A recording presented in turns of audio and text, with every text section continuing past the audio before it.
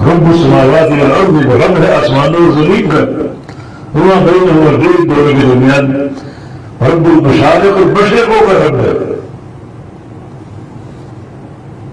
مشرق طلوع ہونے کی جگہ، مشارق مشرق کی جمع ہے، طلوع ہونے کی جگہ. سورج طلوع ہوتا ہے، چاند طلوع ہوتا ہے، اور اللہ تعالیٰ سیارے طلوع ہوتے ہیں، ہر ایک کی اپنی جگہ طلوع ہوتے ہیں. اس لیے مشارق جمع کا صیغہ ہے. سورج صرف لے لو، سال کے 360 دن اور 360 دنوں میں روزانہ وہ مختلف مقام سے طلوع ہوتا ہے. اس کا مشرق، اس کا طلوع ہونا بدلتا ہے، اور جو طلوع ہوتا ہے وہ غروب بھی ہوتا ہے، دوبارہ طلوع ہوتا ہے.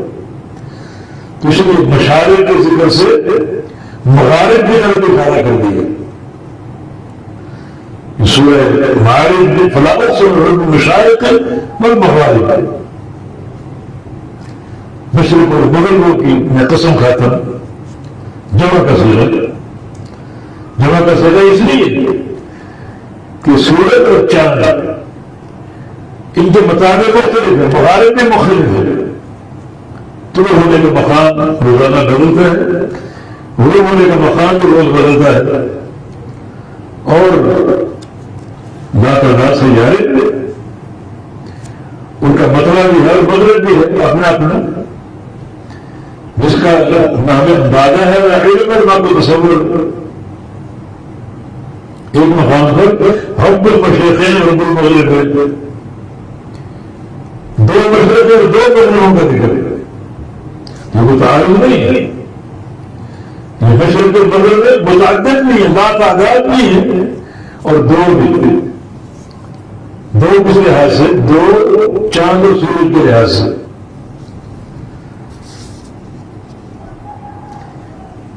یعنی چاند اور سورج کی مشرق اور مغرب مختلف ہوتی ہے موسم کے اعتبار سے. سردی میں راتیں جو ہیں وہ چھوٹی ہوتی ہیں، دن لمبے، دن چھوٹے تو راتیں لمبی ہوتی ہیں. تو رات کو سورج کا طلوع ہونا یہ بدلتا سردی میں اور گرمی میں ہو. اور گرمیوں میں دن لمبے ہوتے، راتیں چھوٹی، دن لمبے ہوتے ہیں، اور سردیوں میں دن چھوٹے ہوتے ہیں. تو سورج کا طلوع اور غروب، اس کا مشرق اور مغرب بدل رہا ہے. تو سردیوں میں چاند اور سورج کا مشرق اور مغرب اور ہے، اور گرمیوں میں چاند اور سورج کا مشرق اور مغرب اور ہے. تو سردی اور گرمی موسم کے اس اختلاف کے بنا پر دو مشرق اور دو مغربوں کا ذکر. تو یہ تعارض نہیں ہے.